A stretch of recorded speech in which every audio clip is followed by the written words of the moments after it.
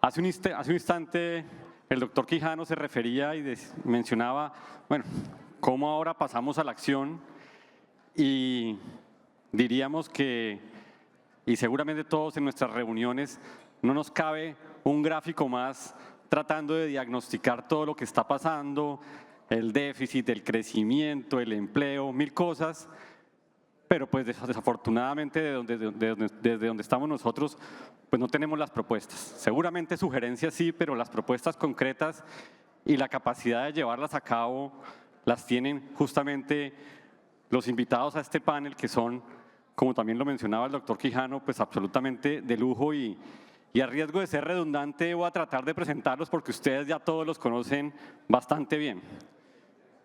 Por un lado, tenemos al doctor Juan José Chavarría, ingeniero administrativo de la Universidad Nacional de Medellín, máster de la Universidad de Boston y doctor en economía de Oxford.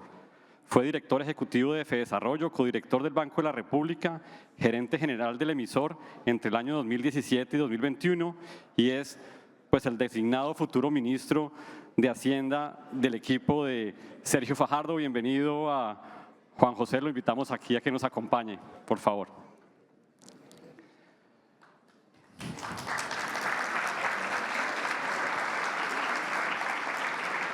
Muchas gracias.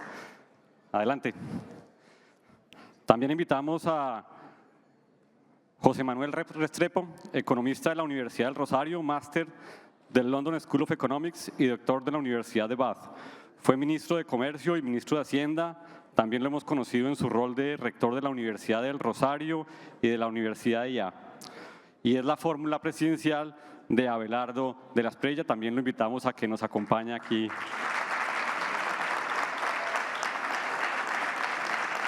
Muy bienvenido. Creo que el nombre está por acá. Y por unas circunstancias tenemos a Juan Daniel Oviedo remoto y entiendo que podemos estar teniendo algunas interferencias de señal.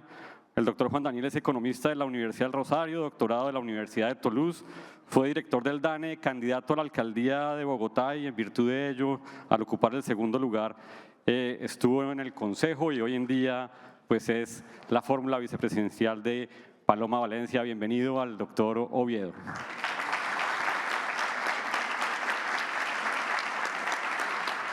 Bueno, esto va a estar un poco raro. Yo sé que aquí están los nombres puestos, pero yo no sé dónde sentarme, si un poquito más al centro, a la derecha. Entonces, afortunadamente los nombres están puestos y me voy a sentar por acá. Y de nuevo, insistiendo en el punto que mencionaba el doctor Quijano, pues ahora sí, es el momento de no tener tantos diagnósticos y bajar a las propuestas concretas.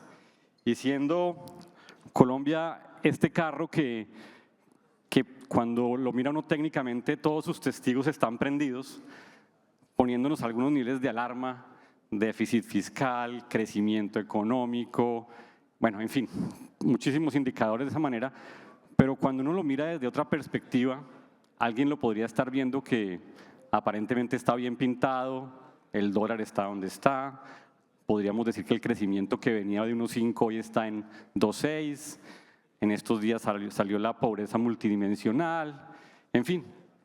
Pero es un carro que todos somos conscientes, quienes, digamos, lo conocemos por dentro, que está pasando aceite y podríamos decir que está en un equilibrio inestable. Siendo eso de esa manera y ya dejando esta introducción, porque aquí lo interesante es lo que ustedes nos van a contar y cómo vamos a arreglar el país, empecemos a hablar de eso y tal vez la primera pregunta es, bueno, en este escenario tan desafiante, con ese carro que se le prenden los testigos y que seguramente hay que meter al taller, ¿cómo hacemos para avanzar? ¿Cómo hacemos para generar crecimiento económico? Entonces, pues sin más preámbulos, pues doctor Juan José, ¿cómo avanzamos? Tenemos libertad de tiempo, yo me encargo ahí de guiarlo. ¿Quiere con este?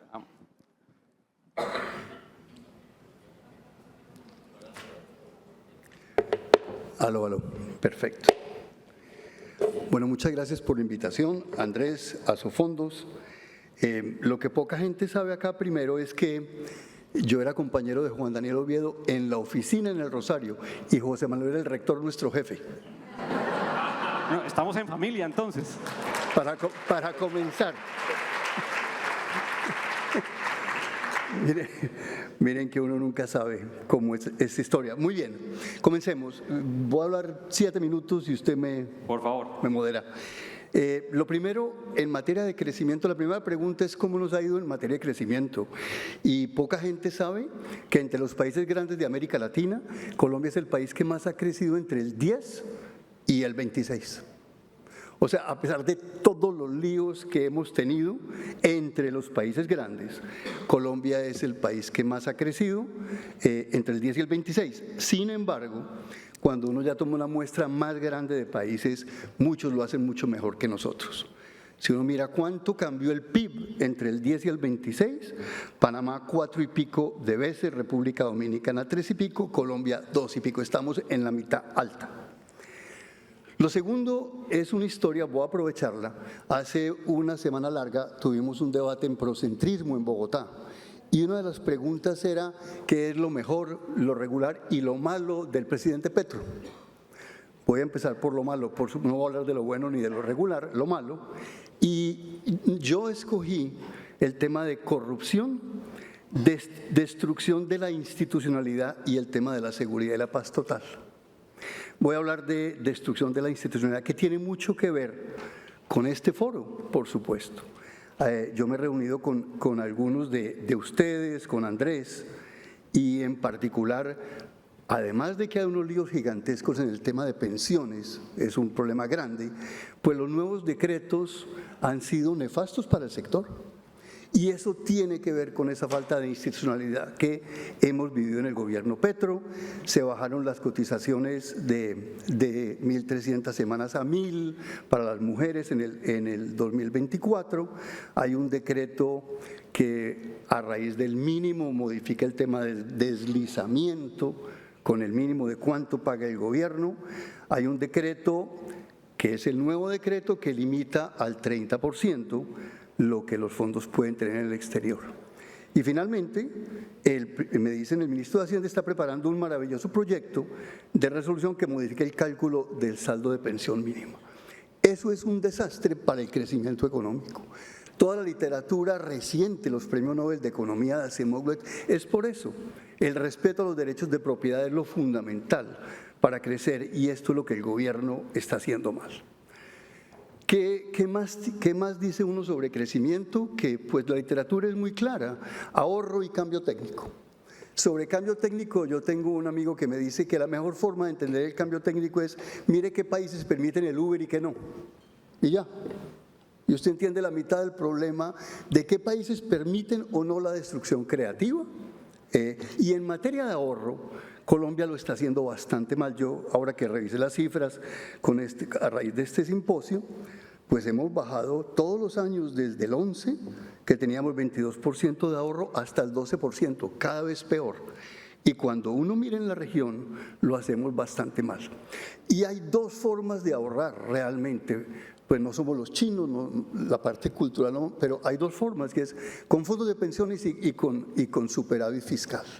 Esas son las dos formas de ahorrar que tiene un país. En materia de superávit fiscal, pues ahorita vamos a hablar de lo fiscal, que es al revés, es un déficit muy grande, y en materia de pensiones, pues estamos viendo todo lo que estamos viendo.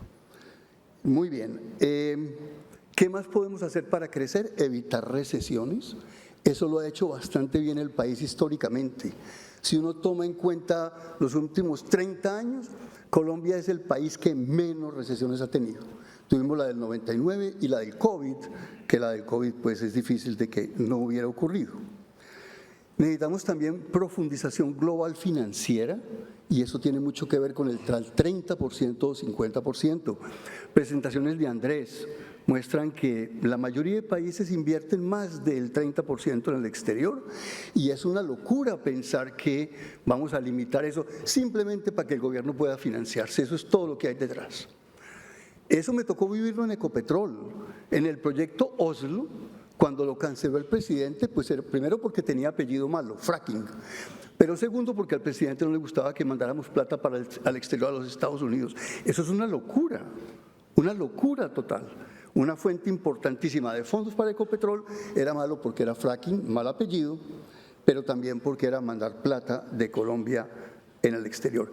Y en el programa que hicimos nosotros con Sergio Fajardo, en que hemos trabajado durante un año más de 100 personas, están unas propuestas concretas sobre cómo crecer, además de todo lo que hemos dicho.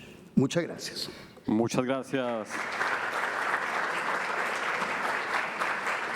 Bueno, doctor José Manuel, ¿cómo hacemos entonces para que este carro avance?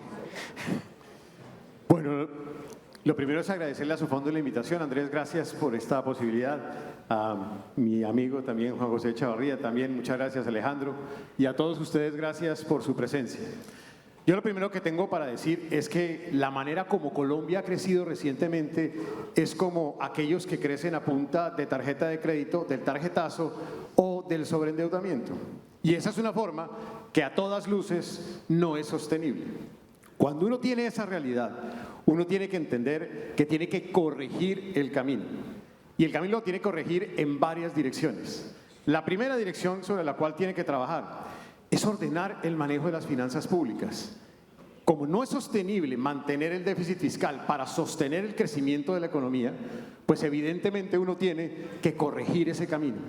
Y ese camino significa, inevitablemente, gústenos o no nos guste, corregir los excesos en materia de gasto público, corregir los excesos en endeudamiento. Solo entre 2023 y 2025 el déficit fiscal crece más de 10 veces en déficit fiscal primario.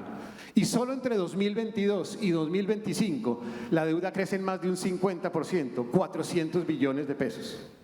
Eso explica por qué hoy el crecimiento se soporta en un 51% o más en endeudamiento y burocracia estatal.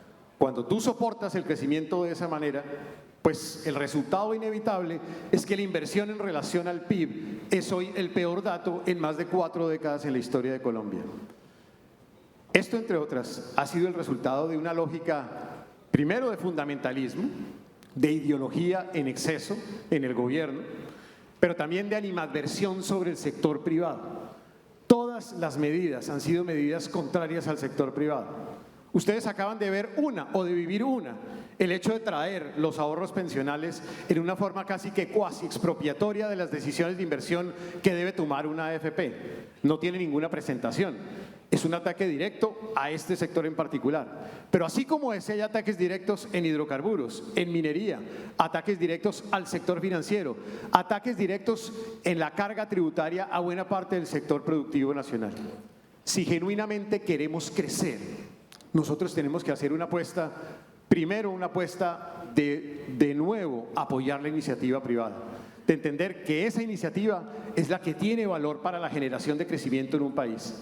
Y esa apuesta tiene que ser tomar decisiones que rompan con la ideología, que arranca, entre otras, además, permitiendo la firma de nuevos contratos de exploración de gas y de petróleo, permitiendo la exploración no convencional, fracking, en Colombia o en el exterior, apoyando el sector minero, porque es un sector que también permite el crecimiento, y haciendo apuestas productivas de largo plazo. Apuestas productivas en donde Colombia tiene oportunidades, servicios basados en conocimiento. Son los sectores que más crecen en exportación hoy en el país y que desarrollan capacidad de talento humano mejor remunerado. En segundo lugar, apostar por las energías renovables no convencionales. Apostar también por el sector de industria 4.0. Apostarse, al final, por el sector de turismo sostenible. Y apostarse de nuevo por la infraestructura. La infraestructura, la construcción, dos sectores que han sido también agobiados por decisiones del propio gobierno. Eso se tiene que complementar con una gran estrategia de desregulación, de simplificación de trabas y trámites que le hacen la vida imposible al sector productivo. En la medida en que usted tiene entidades como el INVIMA, ICA, superintendencias, notariado y registro, cámaras de comercio, licencias ambientales, consultas a comunidades, DIAN y otras más, que agobian al sector productivo, es imposible crecer. Si tú no modificas la carga tributaria en beneficio del sector productivo, si tú no apoyas la iniciativa privada como compromiso de política pública de gobierno, si tú no reduces el costo regulatorio y haces apuestas productivas de mediano y de largo plazo con decisiones de política pública, difícilmente vas a crecer.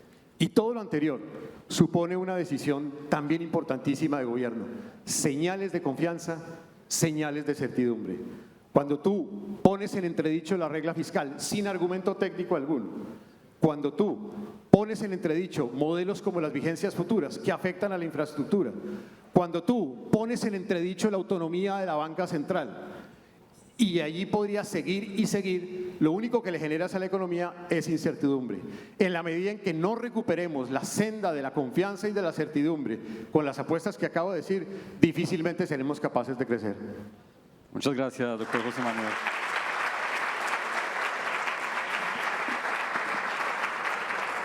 Esa gasolina con la que está avanzando el carro hoy, que es el consumo, pues parecería no ser sostenible ni en el corto, ni en el mediano, ni en el largo plazo.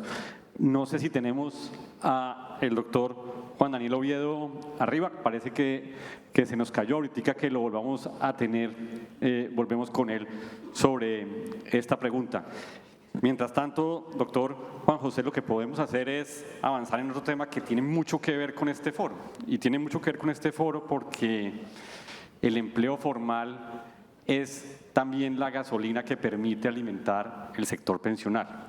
Mantener un sector informal a niveles del 55%, pues es el cóctel perfecto pues para tener regímenes muy subsidiados hacia adelante y no de verdad hacer crecer esa bolsa. ¿Qué podemos hacer para que eso sea diferente?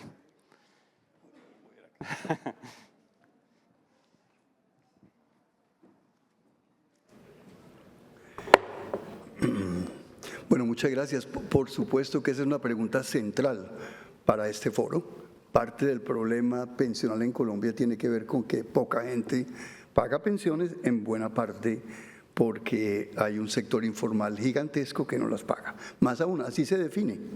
Se define como la gente que no paga pensiones, es una de las definiciones que hay. 6 de cada 10 personas trabajan en la informalidad. Solo 1 de cada 4 colombianos logra cotizar más del 65% de las semanas requeridas.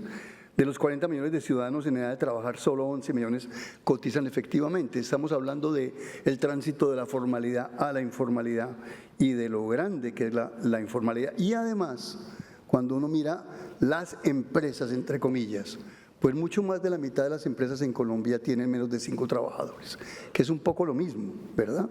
Yo no sé llamarlo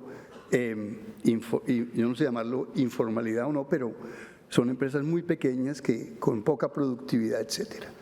En un trabajo clásico de Eduardo Lora y Carmen Pajés, concluyen, parecería que el mercado laboral es muy importante como para fracasar, pero el fracaso ha sido rotundo en Colombia, en el mercado laboral. Y yo creo que eso tiene que ver en buena parte con, otra vez, cómo funciona este mercado. El desempleo en Colombia es uno de los más altos de América Latina, tal vez a veces competimos con Venezuela, competimos con Brasil, pero es uno de los más altos. Cuando baja al 8% nos ponemos felices, pero 8% es el nivel de desempleo de una recesión en los Estados Unidos, que causa grandes problemas. Y además hay otra característica del mercado laboral colombiano, que es que cuando hay una pequeña recesión, el desempleo salta mucho más que en otros países de América Latina con la misma recesión. Razón de más para que el Banco de la República tenga toda la libertad para operar y para que tengamos finanzas públicas serias que no tenemos hoy. Como decía antes, evitar recesiones es fundamental para crecer. ¿A quiénes afecta? Pues afecta a los jóvenes y a los más viejos, afecta más a las mujeres y afecta a gente que no está calificada. ¿Cómo podemos reducir la informalidad? Pues lo primero es, hay un trabajo clásico de Schleifer y Laporta que muestra pues lo obvio, que es que para reducir la informalidad hay que crecer. Y que los países con el PIB per cápita alto tienen mucho menos informalidad y la regresión es bastante buena. Eso pues tiene que ver con el debate sobre crecimiento que hablábamos antes, pero es mucho más que eso, porque la informalidad en Colombia puede ser de 60-65%, no es así en toda América Latina. Hay países como Brasil, como Uruguay que tienen informalidad mucho más baja. Los otros temas que por supuesto siempre se mencionan son costos no salariales. La reforma de Mauricio Cárdenas fue importante. Hay la idea en Colombia que eso no sirvió para nada. Cuando uno oye a mucha gente, no, eso como que no sirvió. Sí sirvió. Cuando uno mira las estadísticas de lo que pasó, en efecto se redujo la informalidad luego de esas medidas y hay que continuar en esa dirección. Colombia es uno de los países que está en la parte media alta en materia de costos no salariales. Y el tema del salario mínimo, pues que tiene que ver también tanto con este foro, uno quisiera que el salario mínimo creciera, incluso la ley lo dice, con la productividad más la inflación. Pero el presidente Petro se inventó este nuevo terminacho raro, que ahora pues dice que lo va a subir nuevamente porque el Banco de la República hace lo que le da la gana, según Petro. Y pues vamos a ver. Y la pregunta de fondo es, pues, ¿qué tiene que hacer el Banco de la República? Pues su trabajo, no importa lo que haga el gobierno. Si el gobierno es irresponsable en materia fiscal, pues que lo sea, lástima. Pero al banco le toca hacer su trabajo y como digo, pues el presidente Petro nombró la mayoría en la Junta. Tiene la mayoría en la Junta y ahora todos son uribistas según él. Bien, vamos a… Yo creo que hay que entonces continuar reduciendo los parafiscales, hay que tener mucho cuidado con el mínimo y eso, uno de los temas en Colombia es que mucha de la legislación colombiana está amarrada al mínimo y eso se ha ido reduciendo pero todavía está amarrado. En el tema pensional es clarísimo. Y yo creo que finalmente pues reducir los impuestos para la transición de lo informal a lo formal y claro, hay una parte de lo informal que es gente que no quiere pagar impuestos. Y eso pues hay que fortalecer la DIAN y hay que seguir trabajando pues para que todos paguemos impuestos como los asalariados de este país, más o menos un 22%. Gracias. Bueno, muchas gracias. Creo que ya tenemos aquí al doctor Juan Daniel. Si nos vamos a desatrasar tal vez con la primera pregunta y de una vez podemos juntar esta segunda. La primera, pues que tal vez tuve la oportunidad de oírla, está asociada a qué podemos hacer para crecer y esta segunda que sabemos que usted ha sido bastante mediático con el tema de la informalidad, que es muy atinente a este grupo de personas que nos acompaña hoy. Muchas gracias, Alejandro, y espero me estén escuchando adecuadamente. Un saludo muy especial desde la ciudad de Duitama.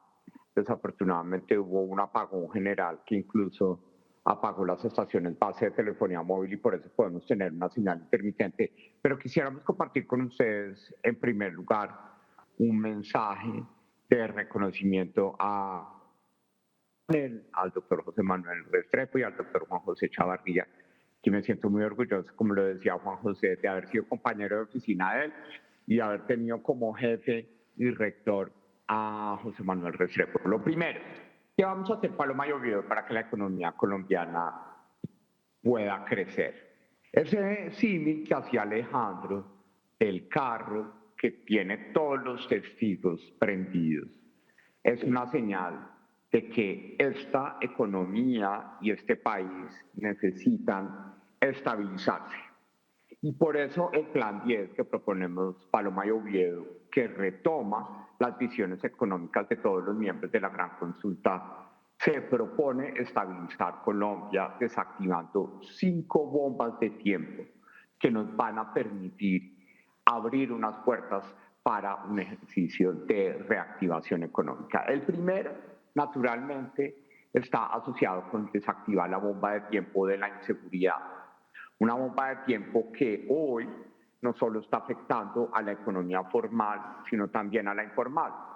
Cuando nosotros estuvimos en Soledad, tuvimos la oportunidad de conocer la informalidad del mototaxismo, que hoy es víctima de extorsión. Y normalmente, como lo señalaba Juan José, la informalidad está basada en cómo yo me aparto de un sistema formal que hoy es extractivo, que persigue y es supremamente ineficiente para la economía colombiana, que un impuesto criminal paralelo, que es esa contribución extorsiva que pagan comerciantes tanto formales como informales, pues esté yendo a financiar economías ilícitas que tristemente le meten plata a la economía lícita a través del contrabando, fomentando más informalidad de calle y de ventas ambulantes, como lo vamos a plantear más adelante. Entonces, si queremos que Colombia sea un lugar seguro para invertir, para trabajar una estrategia de seguridad total que nos permita entender que de forma focalizada las zonas de apuestas agroindustriales y extractivas mineroenergéticas van a contar con la seguridad para hacer las inversiones y el desarrollo en este punto y promover el crecimiento. En segundo lugar, necesitamos desactivar la bomba de la salud.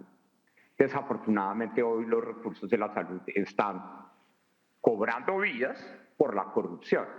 Y en este punto, también una inyección de recursos a la hora de desatrasar 10 millones de atenciones represadas en los 100 primeros días nos va a permitir que la economía de la salud, que hoy en buena parte también está moviendo el PIB por la forma de contabilidad nacional, pueda ser un elemento que nos permita encontrar esa seguridad no solo física, sino social, en un sistema de salud que reactiva la prestación de servicios y que se orienta alrededor del ciudadano. En tercer lugar, tenemos que desactivar la bomba energética. Va a ser muy difícil poner a crecer una economía que se apaga en el llegado caso que tenemos un apagón, y por consiguiente vamos a tener que tomar decisiones urgentes para promover la generación de electricidad a través de fuentes convencionales como el carbón, gracias a la reactivación de una ronda minera que se apalanque en la única APP que aprobó el gobierno de Gustavo Petro, que es la de la vía férrea La Dorada-Chiriguaná, que tiene previsto en algunos de sus hubs la posibilidad de instalar plantas generadoras de electricidad limpias a partir de carbón, casi con estándares de emisión de NOx y SOx similares a las del gas natural o tecnologías importantes. Cuarta bomba que queremos desactivar, la bomba de la desconfianza. Lo mencionaba Juan José, lo mencionaba José Manuel, el déficit fiscal, tener a un gobierno que quiere utilizar sus recursos públicos no para promover inversión pública, sino consumo público a través de burocracia y gastos que efectivamente distorsionan supremamente los niveles de consumo de la economía, va a ser un elemento responsable de esa desactivación de la bomba de confianza. Y finalmente la bomba de la corrupción. Teníamos la oportunidad de compartir ayer con José Manuel en un escenario en donde coincidíamos en que los recursos de la corrupción pues tienen que volver a entrar a la economía en términos de inversión y en términos de ahorro. Entonces la desactivación de esas 5 bombas de tiempo nos va a permitir abrirle un camino a una economía que crece a partir de, como lo mencionaba Juan José, el estímulo del ahorro y la inversión. Desafortunadamente, el déficit de ahorro e inversión que tiene la economía en este momento está basado por un desbalance del consumo en la economía colombiana. La economía colombiana estaba acostumbrada a comerse 2 de cada 3 pesos del PIB. Hoy se está comiendo 3 de cada 4 pesos del PIB. Y por consiguiente, como lo mencionaba Juan José, además del ahorro pensional, tenemos que pensar cómo generamos más recursos a partir de nuestra balanza comercial y cómo fortalecemos la economía exportadora que nos permita tener unos excedentes que traigan recursos que nos permitan, a través de la inversión extranjera directa y a través de los flujos comerciales, tener recursos excedentarios para invertir y para ahorrar. Con eso, creo yo que esas 5 bombas de tiempo que nosotros queremos desactivar nos van a permitir establecer un gobierno que promueva el crecimiento, primero, reduciendo barreras de competencia, no siendo un palo en la rueda, ejemplo, pasando a un INVIMA digital que reduzca trámites, que haga que para hacer empresa se pida perdón y no permiso, y al mismo tiempo lograr que con esas barreras de competencia y un buen gobierno podamos tener un frente común alrededor de la informalidad. Y con eso, en 2 minutos, cierro mi respuesta alrededor de la informalidad. Nuestra estrategia a partir de la informalidad está basada en hacer visible lo invisible.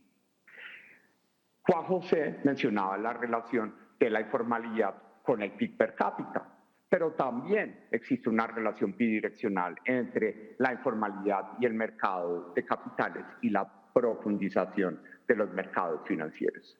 Necesitamos que el ecosistema fintech, que la portabilidad de la historia financiera gracias al artículo de finanzas abiertas del Plan de Desarrollo se reglamente para que gracias al uso de billeteras virtuales o billeteras digitales en la informalidad, como lo ha hecho China y Brasil, podamos empezar a entender mejor cómo se mueve y qué pasa en la informalidad para que el acceso a crédito y tecnología nos permita conectar la informalidad y promover un sistema de contribución flexible a salud, pensión en esa informalidad, como lo tenemos en nuestras propuestas, Paloma y Oviedo, para que empecemos a comunicarnos con esa informalidad y podamos tener una fuente de ahorro adicional de materia pensional y una fuente complementaria de financiación de seguridad social. Ese sería el mensaje comprimido de las dos preguntas y de nuevo me excuso por las dificultades técnicas de conexión. Muchas gracias, Alejandro. Muchas gracias.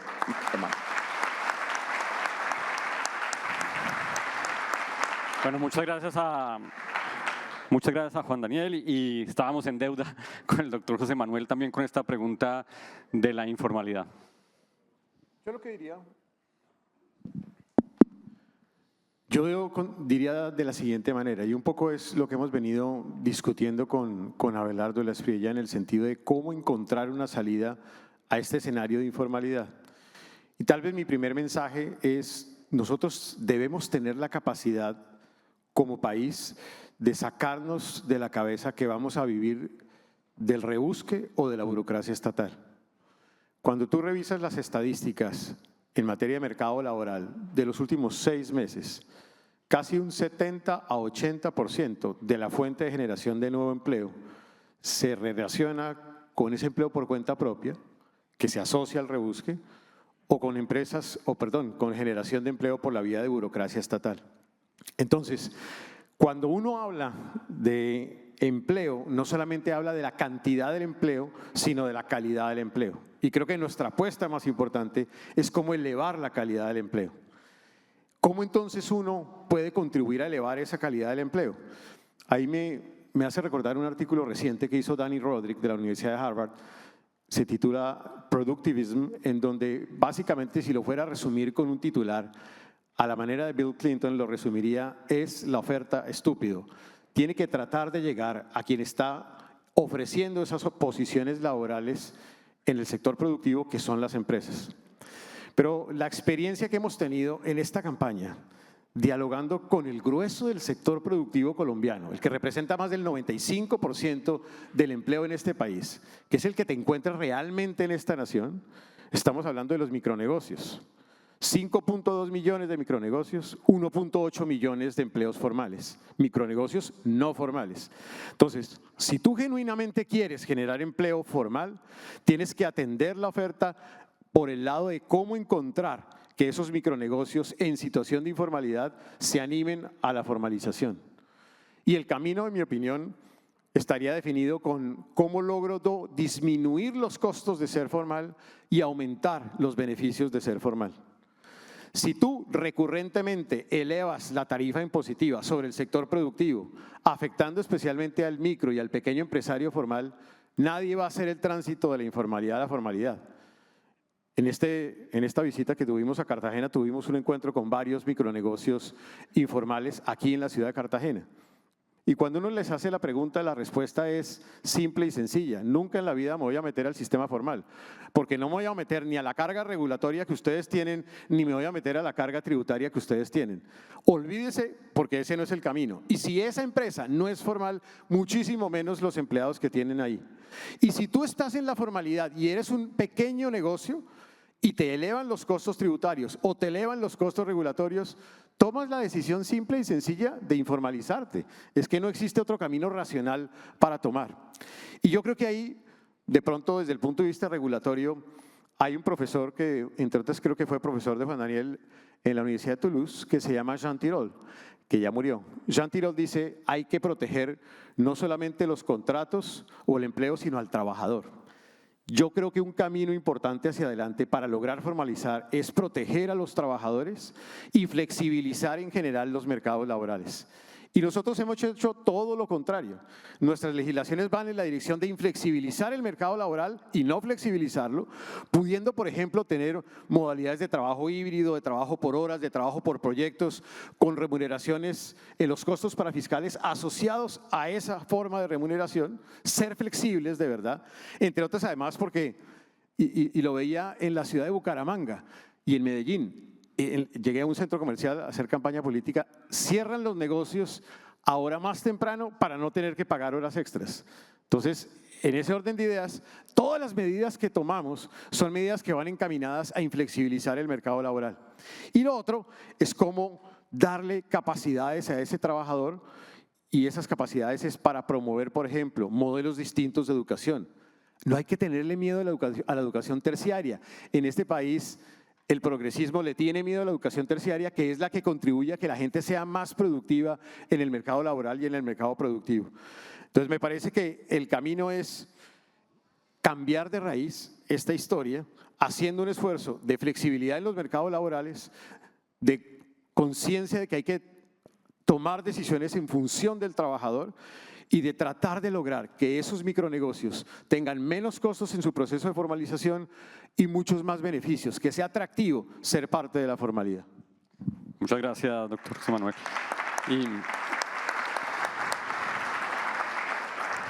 Incluso Santiago al inicio de la reunión lo mencionaba y mencionaba todas estas nuevas formas nuevas de trabajo que hay, pues que hay que modernizar muchos elementos alrededor del esquema de trabajo y cómo la gente se vuelve formal. Tal vez una pregunta que no puede faltar en este foro, pues teniéndolos a ustedes acá, tiene que ver con esa bomba de tiempo que es el déficit fiscal. Es sin duda una preocupación que viene de tiempo atrás, que ha venido creciendo y que justamente el panel anterior lo abordó pues con todas las complejidades que eso genera. Eso, desde luego, que es un problema de un tamaño gigantesco que, entre otras cosas, no se le da la vuelta tan fácil como lo podemos resolver. Entonces, el rector Juan José nos ayuda a resolver ese problemita.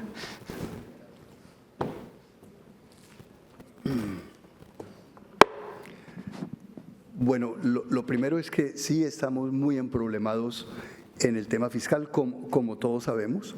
El déficit es uno de los más altos de América Latina del mundo y tal vez entre los más altos de los últimos 100 años en Colombia. La deuda ya está por encima del 60%. Todo lo que se ha mencionado sobre lo fiscal es válido. Sin embargo, nos podemos ajustar. En América Latina ha habido, yo estoy tratando de mirar con las cifras como con lupa, ha habido 52 ajustes de 4 puntos del PIB en los últimos 30 años. Lo han hecho muchos países, es difícil. Cuando uno mira cómo lo han hecho, es una mezcla de todo, es una mezcla de impuestos y de gasto, pero algunos lo han hecho vía gasto. El caso de Costa Rica reciente es muy diciente, porque básicamente la regla fiscal en Costa Rica no es como la nuestra, que es muy sofisticada. Es una regla que trata de prohibir incrementos fuertes de gasto. De manera que lo primero es que sí se puede hacer. El segundo punto que creo, y bueno, hablando del gobierno y lo que ha hecho, no solamente el déficit, la deuda, sino que están raspando la olla por todo lado. El tema de pensiones con ustedes del 30 y 50 no es más que eso. Necesitan que la entidad que más recursos tiene, el sector que más recursos financieros tiene, pues lo deje en el país para que financie fácil al gobierno. Ese es el resumen que yo veo. Pero además se están endeudando en francos suizos, el 20-30% la deuda, con un argumento tontísimo, pero que le funciona al gobierno en el corto plazo, que es que la tasa de interés en Suiza es 1%, en Estados Unidos es 5% y en Colombia es 12%. Entonces, en el corto plazo, pues es muy barata la deuda suiza. El problema es que las tasas de cambio se ajustan. Y Colombia gana, hágame el favor, si el peso se revalúa más que el franco suizo en el largo plazo. O sea, estamos apostando contra la moneda más fuerte del mundo, que dice que el ministro de Hacienda sabe que vamos a revaluarnos más que el franco suizo. En ese caso, Colombia gana haciendo ese juego. Pero básicamente el ministro, pues que le dicen Mr. Hedge Funds, los inversionistas internacionales, está apostando con nuestros impuestos. Y además acaban de retirar plata del FAE, que es un fondito que Colombia tiene de estabilización, que es 0.5% del PIB. En Chile es 30 y en Suecia es 300. Pero aquí, 0.5, ya le quitaron el 23%. O sea, por todo lado están tratando de tener recursos y básicamente los recursos para educación, salud, pues ya están amarrados, pero los de nueva deuda están sueltos. Qué maravilla para la campaña, porque están sueltos y eso es todo lo que, con eso explica uno pues buena parte de lo que está pasando. Muy bien, cuando uno mira lo que ha pasado en Colombia, Colombia no ha hecho la tarea que sí han hecho varios países de América Latina. 10, 15 países de América Latina han estabilizado la deuda, la han reducido y han reducido fuertemente los déficits. Lo han hecho. Colombia no, al contrario, el gobierno colombiano, como dice José Manuel, está gastando a manos llenas y el gasto público es el causante, en buena parte, del crecimiento del empleo y el sector informal. O sea, cuando uno mira qué está creciendo en el empleo, está creciendo el gasto público, el empleo correspondiente al sector público y el sector informal. Muy bien, ¿qué propuestas habrían entonces para decir algo más antes de esto? Tenemos un Estado colombiano que no opera, es un Estado grande, muy grande, es un Estado parecido al de Brasil, es uno de los más grandes de América Latina, además mal financiado con impuestos a las empresas más que otros países y ha gastado sobre todo en pago de intereses y transferencias que no da mucho para el crecimiento. Es un Estado que no redistribuye como otros países del mundo y es un Estado que entorpece. En alguna cifra que yo vi, 26% del tiempo de los CEOs está dedicado a atender al Estado colombiano, mucho más que en otros países. El otro mito que hay, y por aquí está Juan Carlos Ramírez, sí, que yo leí ahora, es que si recortamos va a haber una gran recesión. Bueno, cualquier economista sabe que eso no es cierto, a menos que estemos en una recesión. Si estamos creciendo al PIB potencial, esto es un poco técnico, pero es importante. El Banco de la República dice que estamos creciendo al potencial, más o menos 2.8, 2.9. En ese caso, cualquier recorte del Estado le abre espacio al sector privado. No hay ningún problema. Como le dije a Juan Carlos, ojalá esté en lo correcto y no me equivoque, pero no hay que tenerle miedo a ajustes cuando estamos creciendo al potencial. Listo. ¿Cuánto es el ajuste que necesitamos? Me dice también el doctor Juan Carlos, que ahorita hablaron de unos 4 puntos del PIB. Lo que yo tengo en la cabeza es 4,5 puntos del PIB. Y si crecemos más, al 3,8, y hay una reducción de primas, que es un ajuste de 3,5 del PIB. Ahora, hay muchas deudas escondidas que no se han evaluado bien y es parte pues del terror que tendrá el nuevo gobierno de llegar a gobernar, por supuesto. ¿Qué hacer? Entonces, lo primero, pues dos frases que no sé si son muy bienvenidas en este foro, pero lo primero, apoyar todos los esfuerzos de prohibición y ataque a paraísos fiscales. Las medidas internacionales y de Colombia también, trabajos de Juliana Londoño, una tercera parte de los impuestos que debían pagar están en paraísos fiscales. Eso, pues eso no va a depender de Colombia, pero hay que contribuir al máximo para reducirlo. Segundo, está un tema que viene muy complicado, que es el SGP, que pues como dice Juan Camilo Restrepo, y tal vez citó José Manuel en otro foro, nos pusimos las medias antes que los zapatos, no vimos qué era lo que había cuáles eran las nuevas funciones de los departamentos y municipios antes de hablar de transferencias. Eso va a ser un reto enorme, pero también una oportunidad para repensar el Estado colombiano. Tercero, vamos a tratar de llegar a estabilizar, y en parte hay que estabilizar la deuda. Eso es un trabajo importante, pero esa es como la tarea que habría que hacerlo. Uno pensaría que lo tiene que hacer con todo lo que pueda para hacerlo, pero repito, muchos países de América Latina lo han hecho. Hay otro tema, finalmente ya termino, y es los subsidios que da el Estado colombiano. A mí no me chocaría un IVA a estratos 5 y 6 del 19. Ese es un subsidio enorme y ningún candidato habla de ese tema porque pues después de lo que le pasó al doctor Carrasquilla nadie se atreve, pero un IVA a estratos 5 y 6, porque Colombia lo que hace es subsidiar estratos 5 y 6. Ahí está la plata grande de una reforma tributaria si nos metemos en ella. Uno, por supuesto, llegaría a tratar de recortar gastos del Estado, hablar de estas otras medidas, pero yo sí creo que toca hablar de una reforma tributaria que tendría como elementos centrales, bueno, en el déficit. Uno, mantener el gasto, de eso ha hablado el doctor Fajardo, mantener el gasto constante en términos reales, eso baja como porcentaje del PIB. Ojalá otra vez como Costa Rica, no vamos a aumentar más de la inflación ningún gasto del gobierno. Segundo, vamos a aumentar los impuestos, vamos a reducir los subsidios en IVA a estratos altos. Tercero, lo que yo diría también, y para eso, pues Fedesarrollo ha propuesto un conjunto de medidas desde fortalecimiento de la DIAN, etcétera, etcétera. Resumen, a ningún candidato le gusta hablar de impuestos. Yo creo que hay que hacer una reforma tributaria, hay que hacer un ajuste fiscal de unos 4 puntos, según entendí del foro anterior. Se puede hacer y América Latina lo ha hecho, pero va a ser muy difícil.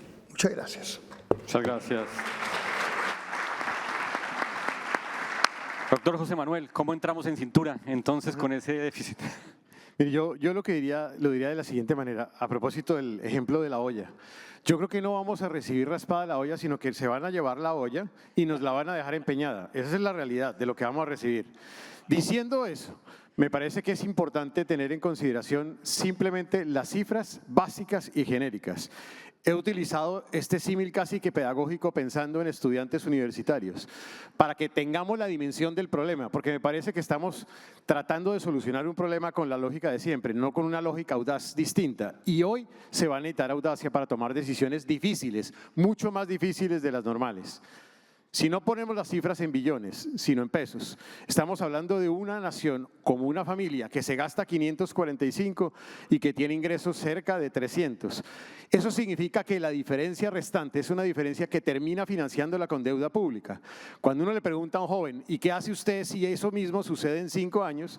Pues te vas a seguir sobreendeudando hasta que llegue un momento en donde no tienes la capacidad simplemente de sostener esa realidad.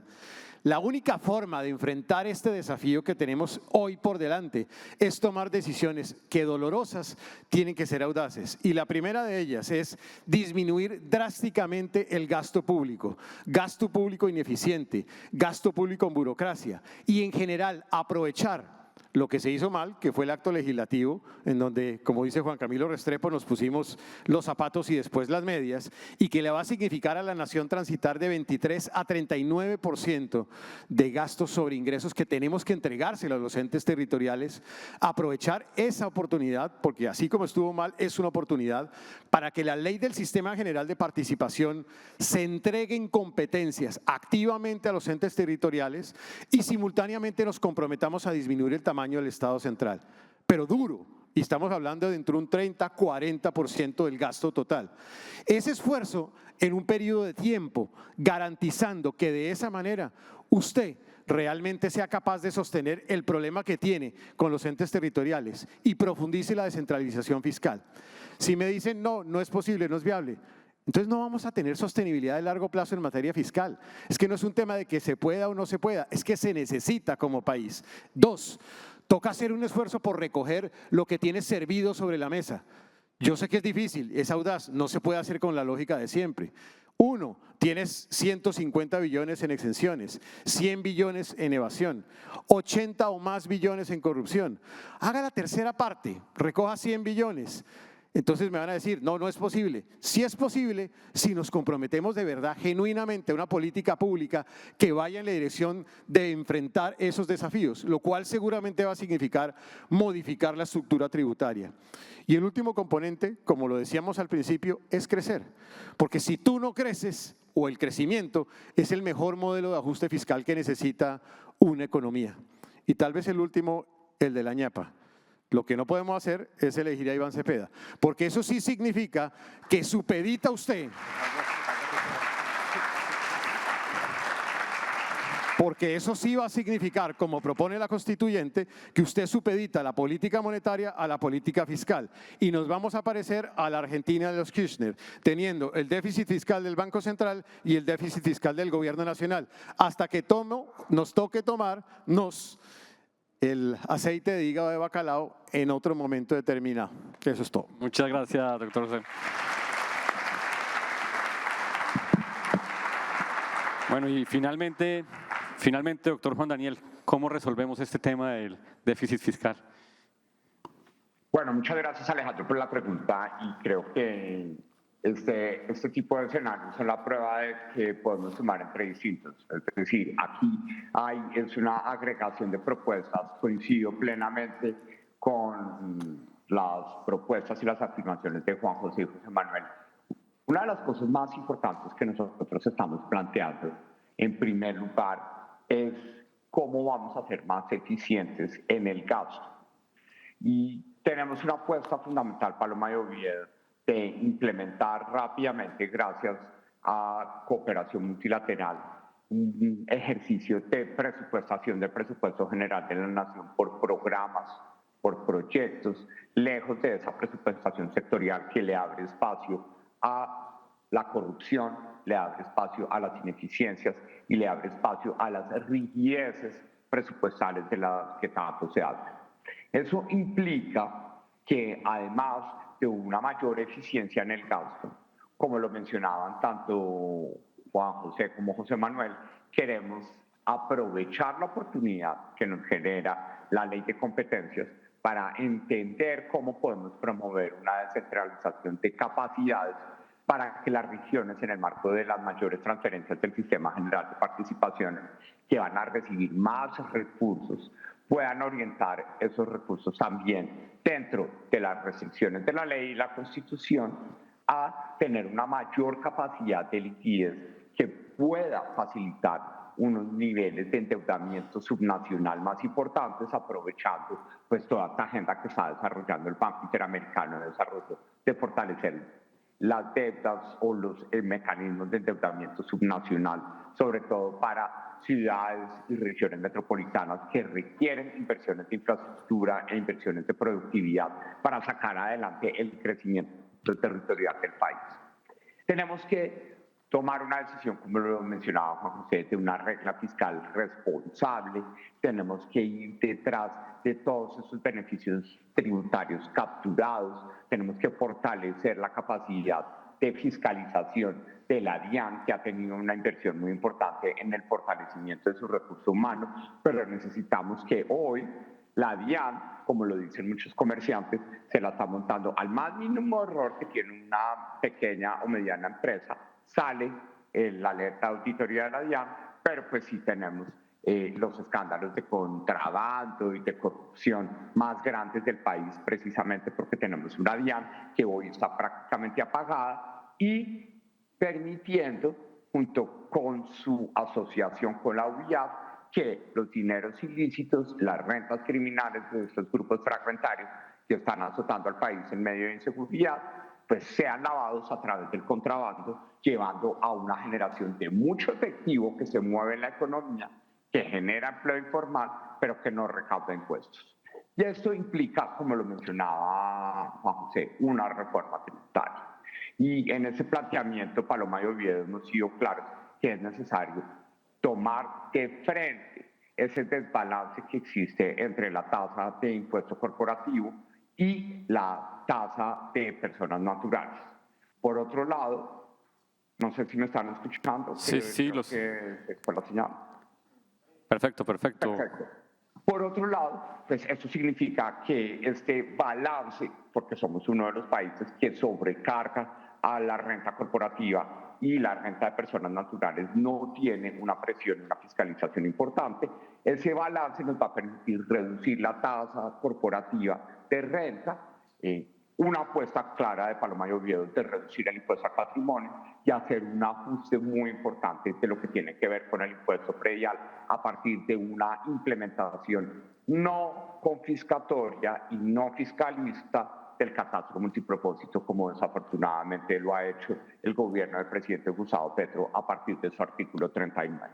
son medidas que requieren también entender un componente político del déficit fiscal con el cual quisiera cerrar. No olvidemos que al gobierno le conviene no solo demostrar su incompetencia, sino su capacidad de hacer inflar el déficit fiscal para poder decir, necesitamos ir detrás de los ricos, si necesitamos lograr que los ricos lloren más y que podamos incrementar sus impuestos para poder financiar ese déficit fiscal que hoy en la ciudadanía, en Duitama, en Sogamoso, en Soledad, en Barranquilla, en Malambo, todo el mundo dice, pero ¿cómo así? Si Petro necesita más plata para poder darnos los beneficios sociales que tanto necesitamos, pues que la busque. No la va a encontrar en los impuestos, entonces esto salta a la deuda de ese enemigo que tiene con la Junta Directiva del Banco de la República para decir, vayamos a una Asamblea Nacional Constituyente que rompa con la independencia de la Junta Directiva del Banco de la República y que permita emitir dinero. Eso significa que, como lo mencionaba Juan José, ese componente de servicio de la deuda que está al garete puede ajustarse significativamente gracias a la seriedad del gobierno de Paloma y Oviedo, que nos va a permitir renegociar deuda utilizando la línea especial de crédito del Fondo Monetario Internacional y buscando mecanismos multilaterales que nos permitan recomponer la deuda de mediano y largo plazo a tasas más bajas que lleve a que el servicio de la deuda disminuya significativamente. Y, insisto, para terminar, necesitamos aprovechar ese chicharrón que vamos a recibir como gobierno, Paloma y Oviedo, de resolver la ley de competencias para hacer una oportunidad de que tengamos una descentralización de capacidades y que logremos que los recursos que se van a ir en mayor proporción a las regiones tengan unos niveles de eficiencia y de impacto en términos de productividad y formalización muchísimo más altos que los que estamos viendo hoy y que han llevado a que históricamente, digamos, no le mandemos recursos a las regiones porque allá se las roban o simplemente botan la plata. Último, la recuperación de la agenda minero-energética que queremos plantear nos va a dar la posibilidad de establecer cómo esos recursos adicionales de impuestos y de regalías puedan ser utilizados como un colateral para que en un gran fondo nacional de inversión de impacto podamos establecer de la mano con el sector privado una profundización del mercado de capitales para financiar obras de infraestructura, no necesariamente a través de los mecanismos tradicionales de vigencia futuras, sino a través de mecanismos que utilicen el mercado de capitales que tanto necesitamos fortalecer en el país. Muchas gracias. Muchas gracias al doctor Juan Daniel. Y hablando de déficit, pues estamos en déficit de tiempo, ya nos pasamos, pero yo creo que hemos tenido una muy buena conversación que sobre todo, más allá de simplemente ubicarnos en un espectro político, nos han permitido de alguna manera verticalizar y entender cuáles son las propuestas, darle un poquito más color y matiz a cada una de las propuestas. Yo creo que no resta nada diferente que agradecerle al doctor Juan José, al doctor José Manuel y al doctor Juan Daniel que hizo uso del don de la ubicuidad desde Duitama, por acompañarnos en este espacio y de verdad mostrarnos un poco más a profundidad cuáles son esas propuestas. Muchas gracias y bueno, ahí nos vemos en 39 días.